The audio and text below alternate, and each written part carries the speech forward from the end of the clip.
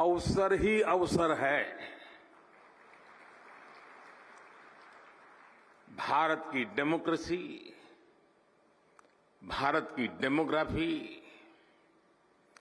भारत से मिलने वाला डिविडेंड आपके बिजनेस को भी डबल ट्रिपल करने वाला है। साथियों, आपकी इंडस्ट्री में मॉर्स लॉ की बहुत चर्चा होती है। मैं इसकी बहुत बारीकी तो नहीं जानता, लेकिन इतना जानता हूं कि एक्सपोनेंशियल ग्रोथ इसके हार्ट में है। हम लोगों के यहां एक कहावत होती है, दिन दूनी रात चौगुनी तरक्की करना, और ये कुछ वैसा ही है। यही एक्सपोनेंशियल ग्रोथ आज हम भारत के डिजिटल सेक्टर में, इलेक्ट्रॉनिक मैन्युफैक्चरिंग में देख रहे हैं। कुछ साल पहले भारत इस सेक्टर में एक उभरता हुआ प्लेयर था। आज ग्लोबल इलेक्ट्रॉनिक्स मैन्युफैक्चरिंग में हमारा शेयर कई गुना बढ़ चुका है। 2014 में भारत का इलेक्ट्रॉनिक्स प्रोडक्शन $30 बिलियन से भी कम था। आज ये बढ़कर $100 बिलियन को भी पार कर गया है।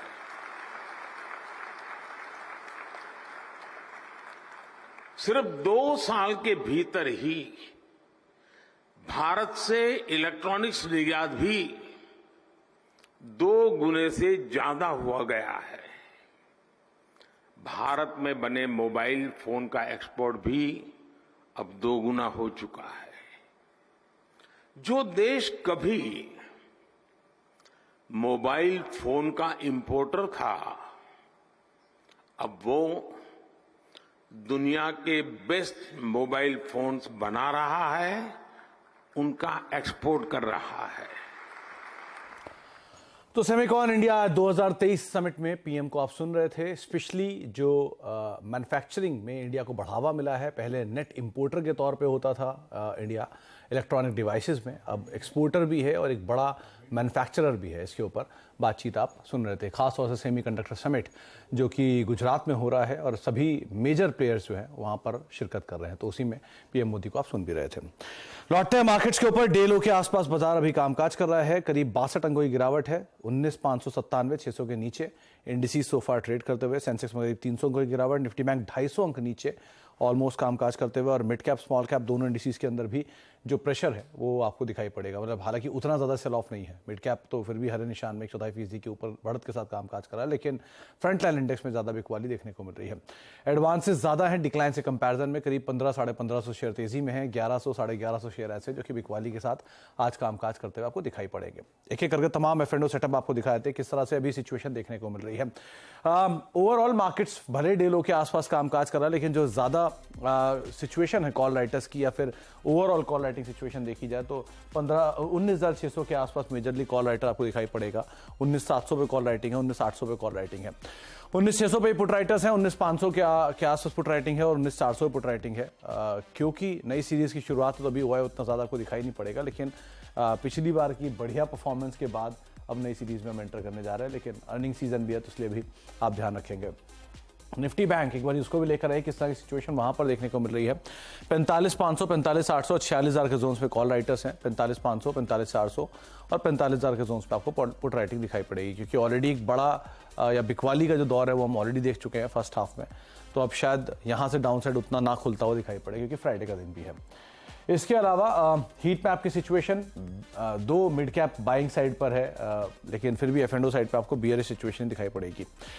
शॉर्ट्स करीब 43-55 अनवाइंडिंग है, 47 शॉर्ट कवरिंग है और रफली 39 शेयर ऐसे हैं जहां पर लॉन्ग बनते हुए दिखाई पड़ रहे हैं। और न्यूज़ फ्लोज या ट्रिगर्स के दम पर इंडिसेस ज़्यादा कामकाज करता हुआ आपको दिखाई पड़ेगा। तो कहाँ पर लॉन्ग्स हैं और कहाँ पर शॉर्ट कवरिंग है? पहले तो आईटी स्पेस में सिलेक्टिव स्टॉक्स और पावर आज जोरदार तेजी में। एनटीपीसी, टाटा पावर दोनों में लॉन्ग बिल्डअप है। इप्का लैब फार्मा की तेजी को इनकैश कर रहा है। इंडिया बुल्स हाउसिंग 8% ऊपर है और टाटा केमिकल करीब 6% की तेजी यहां पर भी है। शॉर्ट कवरिंग है पावर ग्रिड में, बिरला सॉफ्ट में नंबर्स शानदार और उसका एक इम्पैक्ट लगातार दूसरे दिन। एचडीएफसी एएमसी 3% ऊपर, आईएक्स 3% ऊपर। कल की बिकवाली के बाद आज पुल बैक है और एबीबी करीब 2.25% का उछाल यहां पर देखने को मिल रहा है। नए शॉर्ट्स कहां बिल्डअप हो रहे हैं या फिर कहां अनवाइंडिंग है वो भी आपकी स्क्रीन पर आएगा। शॉर्ट्स हो रहे हैं डॉक्टर लाल में नंबर्स से ठीक पहले। एचपीसीएल करीब 3-3.25% नीचे है। पिरामल एंटरप्राइजेस 2.5% नीचे नंबर से ठीक पहले। बजाज फिनसर्व और संवर्धना मदरसन 2.5% की बिकवाली यहां है। लॉरस कल के पुल बैक के बाद 2.5-3% नीचे। ग्लेनमार्क फार्मा 3.5% नीचे। एम्फेसिस, एचसीएल टेक कुछ और ऐसे स्टॉक्स यहां पर 1.5 से 2% तक का फॉल आज के सत्र में देखने को मिल रहा है। इस सेटअप के बीच में आज हम बातचीत करेंगे शिवांगी शारदा से। हमारे साथ मौजूद हैं मोतीलाल ओसवाल सिक्योरिटीज से। शिवांगी मैम नमस्कार, स्वागत है कार्यक्रम में। पहले तो मार्केट्स को लेकर आपका व्यू, क्योंकि एक बढ़िया सीरीज हम लगातार देख रहे हैं, सीरीज बाय सीरीज, और अब हम अगस्त महीने में एंटर कर रहे हैं। कैसे रीड कर रहे हो आप मार्केट्स को? जी नमस्कार सुमित जी, बहुत बहुत धन्यवाद। तो हमने देखा है कि ये चौथा सीरीज जो है हमने ग्रीन में बंद होते हुए देखा है। 4 कंसेक्यूटिव सीरीज जो है पॉजिटिव हमने देखा है। तो ये काफ़ी एक शानदार रूप से हमारा जो सेटअप है वो बनते हुए नज़र आया है। रोल ओवर के आंकड़े की अगर हम बात करें तो यहाँ पे हमने देखा है कि निफ्टी के जो रोल ओवर है वो अपने 84% अपने 3 मंथ्स एवरेज के काफ़ी ऊपर है। और बैंक निफ्टी के रोल ओवर्स जो है वो इन लाइन है, 77.5% आया था और 3 मंथली एवरेज 78% के आसपास है। तो ओवरऑल रोल ओवर्स जो है वो काफ़ी पॉजिटिव है निफ्टी में as compare to bank Nifty. Nifty में जो ओपन इंटरेस्ट एडिशन हुआ है करीबन 34% के आसपास, वो भी एक काफ़ी शानदार रूप से नज़र आ रहा है। बैंक निफ्टी में हल्का सा हम शॉर्ट कवरिंग मूव देखे हैं। ओवरऑल काफ़ी लॉन्ग्स बिल्टअप हुए हैं निफ्टी में। इस जंक्चर में भी हम देख रहे हैं कि सपोर्ट जोन्स इंटैक्ट है। ओवरऑल अगर हम सेटअप की बात करें तो अभी भी काफ़ी पॉजिटिव है। ऑफ कोर्स सपोर्ट जोन्स के आसपास अब ट्रेड करा है, उसको ध्यान रखना है। 19,500 के एक लेवल्स को एक इम्पॉर्टेंट लेवल मानते हुए हम चलेंगे और कोई भी डिक्लाइंस में हम खरीदारी कर सकते हैं। इंट्राडे जो मूवमेंट्स हमने देखने को मिल रहा है पिछले 2 दिनों से, एक थोड़ा प्रेशर ज़रूर बनते हुए दिख रहा है, पर उसको रूल आउट करते हुए ओवरऑल ट्रेंड बहुत पॉजिटिव है। और अपसाइड जो है हम इमीडिएट जो लेवल्स बनते हुए दिख रहे हैं वो है 19,750 के और फिर 19,888 के इमीडिएटली। दूसरी ओर अगर हम बैंक निफ्टी की बात करें तो कल भी हमने देखा था कि एक जो पिछले दिन का एक गेन्स है उसने पूरा एक जो है कवर अप कर लिया था। यहाँ पे थोड़ी बहुत वीकनेस है एज़ कम्पेयर टू निफ्टी, पर यहाँ पे भी हम एक लेवल्स को ध्यान रखें।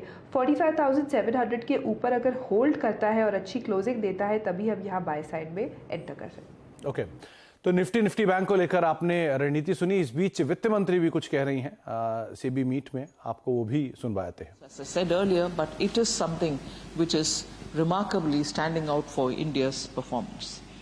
The third point, again as recent achievement, is the number of retail demat account holders has increased from 2 crores in 2013 to more than 11.5 crores today. That is, more than 6 crores have been added in the last just 3 years. The fourth is about the mutual fund industry, which 10 years ago managed assets worth 8 lakh crores, today stands proud managing assets worth 44 lakh crores, clocking an annual growth rate of over 18%. The fifth, which I'd like to put before you, is the number of unique mutual fund investors who have grown from 1 crore in 2014 to 4 crores today. And also the innovative instruments which you've designed and brought out with the regulators also working together with us is the rates and the InvITs. They have witnessed tremendous growth over the last 5 years, with their combined NAV surging from 10,000 crores to about 2.5 lakh crores today. In the recent past, in the visits that I've had to a few countries and also the World Bank and the regular fund bank meetings, great appreciation is voiced by big investors and also by financial observers, financial world's observers, saying India's rate and InvIT are fantastically designed and very attractive for investors as well. Yesterday, in fact, as I was seated in the parliament, I had a visitor come. I don't want to name them. It was one of the biggest pension funds. They mentioned rate and InvIT, saying very remarkably designed, very innovative way of functioning. It's very attractive. We are very invested in. तो आप वित्त मंत्री को capital markets की जो availabilities हैं या फिर जो ग्रोथ है उसके ऊपर बातचीत करते हुए सुन रहे थे। करीब 8 लाख करोड़ का एयूएम था 10 साल पहले, अब 44 लाख करोड़ का एयूएम पहुंच चुका है और म्यूचुअल फंड निवेशक भी करीब 1 करोड़ थे 2014 में, जो कि अब 4 करोड़ पहुंच चुके हैं। तो एक अच्छी ग्रोथ 18% के आसपास की CAGR यहाँ पर देखने को मिली। शिवांगी मैम, इंडिविजुअल कॉल्स कहाँ पर आप तेजी या मंदी देख रहे हो?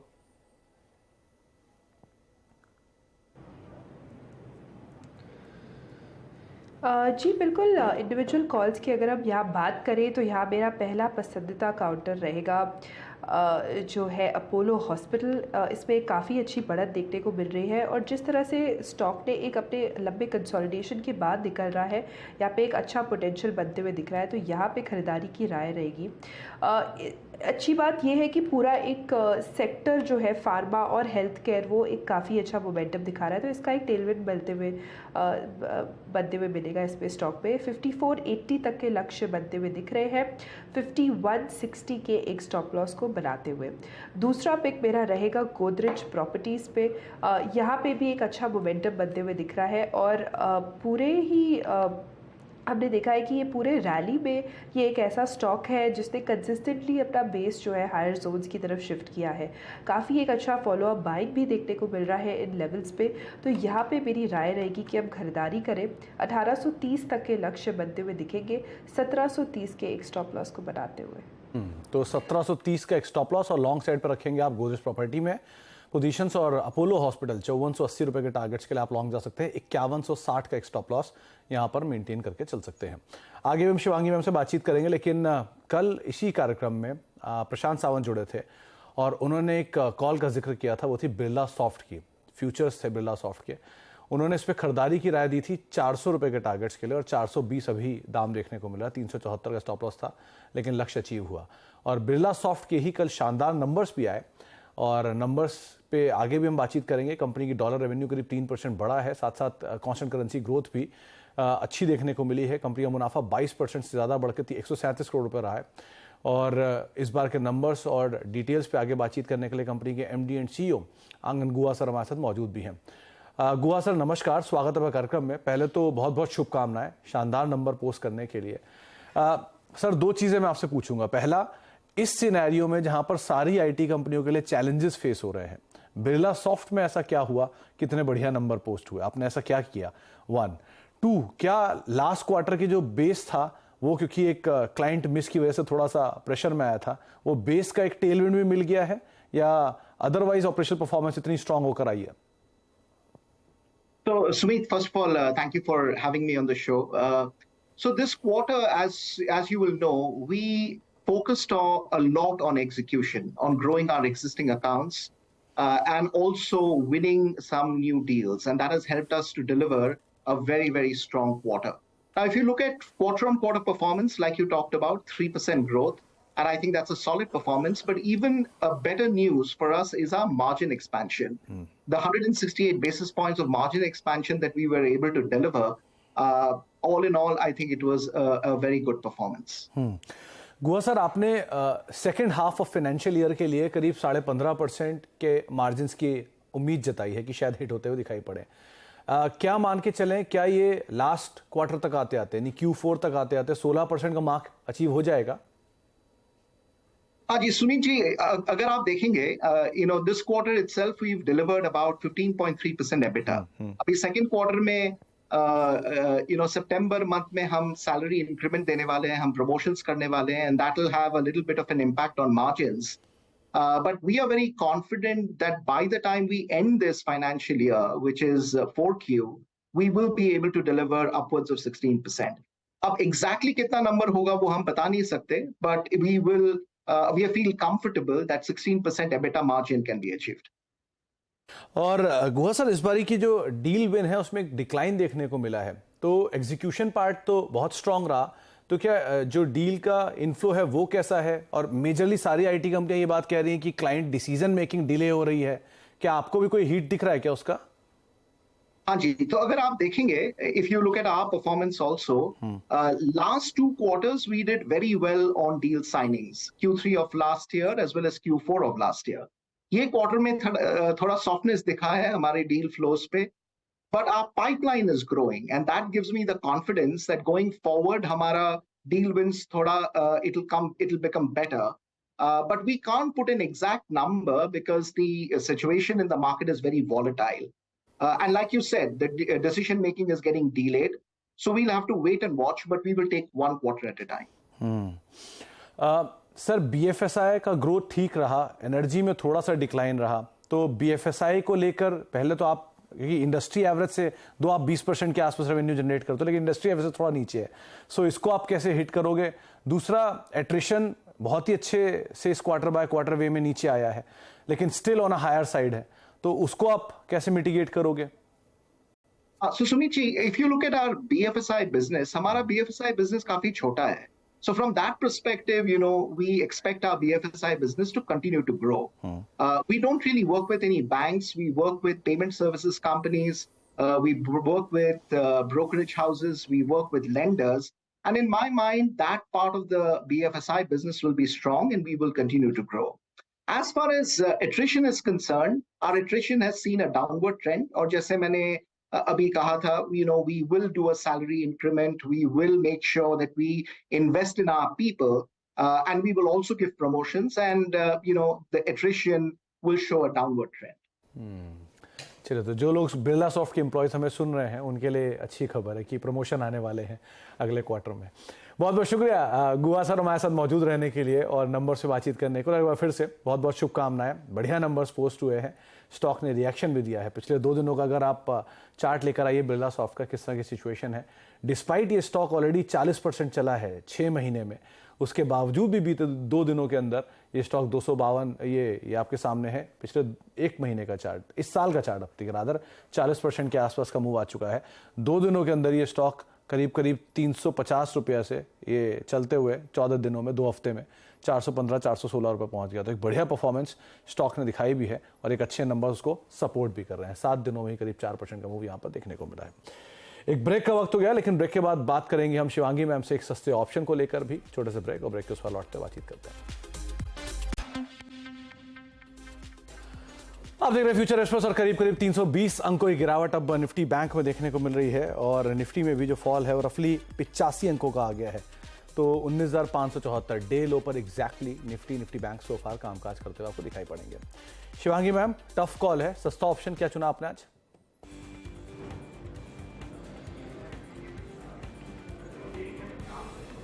जी बिल्कुल, सस्ता ऑप्शन के लिए आज मैंने चुना है अपोलो हॉस्पिटल।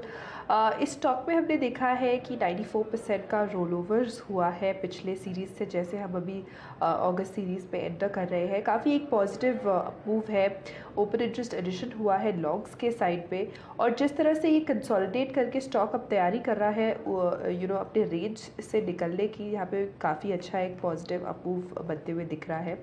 और ये पूरे ही फार्मा और हेल्थ केयर स्पेस का एक सपोर्ट मिलते हुए दिखेगा स्टॉक में। वीकली फ्रेम में हमने देखा है कि अच्छा एक बेस फॉर्मेशन हुआ है, यानी कि कोई भी डिक्लाइंस पे हम देखेंगे अच्छी खरीदारी है। तो यहाँ पे खरीदारी की सलाह रहेगी। 5300 के कॉल ऑप्शन में खरीदारी करें 150 रुपये के स्टॉप लॉस के साथ 300 रुपये के लक्ष्य के लिए।